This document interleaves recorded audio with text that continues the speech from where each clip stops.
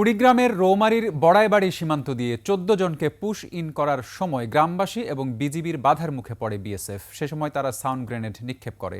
এতে বিজিবি ও বিএসএফ এর মধ্যে উত্তেজনা বিরাজ করছে। এছাড়া সাতক্ষীরার কুশখালী সীমান্তের বিভিন্ন পয়েন্টে আরও ২৩ জনকে পুশ ইন করেছে বিএসএফ। এদিকে পুশ ইনের প্রতিবাদ জানানো হয়েছে। প্রপার চ্যানেলে পাঠানোর জন্য ভারতকে বলা হয়েছে বলে জানিয়েছেন স্বরাষ্ট্র উপদেষ্টা জাহাঙ্গীর আলম চৌধুরী। প্রতিনিধিদের তথ্য ভিডিওতে বিস্তারিত ডেস্ক রিপোর্টে। এখন যে কোনো ব্র্যান্ডের পুরাতন এসি বদলে নতুন ওয়ালটন এসিতে উপভোগ করুন ২৫% ছাড়। কুড়িগ্রামের রৌমারী উপজেলার বড়াইবাড়ি সীমান্ত দিয়ে ১৪ জনকে পুশ ইন করার ঘটনায় বিজিবি বিএসএফ এর মধ্যে উত্তেজনা বিরাজ করছে। ভোর রাত ৪টার দিকে বড়াইবাড়ি সীমান্তের সীমানা পিলারের কাছে নোম্যান্সল্যান্ডে এই ঘটনা ঘটে। বিজিবি জানায় ভোরে ১৪ জন নারী পুরুষকে বড়াইবাড়ি সীমান্ত দিয়ে পুশ ইনের বিষয়টি বুঝতে পেরে পুশ ইন ঠেকাতে বাধা দেয় বিজিবি। পরে বিজিবির পক্ষ থেকে পতাকা বৈঠকের আহ্বান জানানো হলেও বিজিবির পক্ষ থেকে কোনো সাড়া মেলেনি। ১৪ জনকে রাখা হয় নোম্যান্সল্যান্ডে। এদের মধ্যে ৯ জন পুরুষ ও ৫ জন নারী।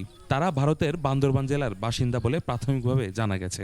আমগো সমস্ত আছে, বাড়িঘর আছে, মাটি বাড়ি আছে, হ্যাঁ, কোনো অসুবিধা নেই। আমার মা ওয়ার্ড মেম্বারে পাশ করছে, আমার ভাইয়ে ওয়ার্ড মেম্বারের মধ্যে পাশ করছে, এডিরও ইয়ে আছে।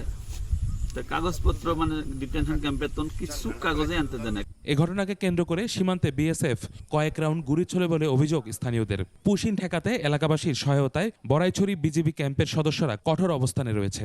তাদের সাথে কথা বলে জানা গেল তারা অরিজিনালি ভারতের বাসিন্দা এবং আসামে তারা থাকে, তাদের নাগরিকত্ব আছে, তাদেরকেও অবৈধভাবে বাংলাদেশে মানে অনুপ্রবেশ করেছে। সাতক্ষীরা সদর উপজেলার কুশখালী সীমান্ত দিয়ে ২৩ জনকে পুশ ইন করেছে ভারতীয় সীমান্তরক্ষী বাহিনী বিএসএফ। ভোরে পুশ ইন করলে তাদের আটক করে বিজিবি। তারা কুশখালী এলাকায় বিজিবি হেফাজতে।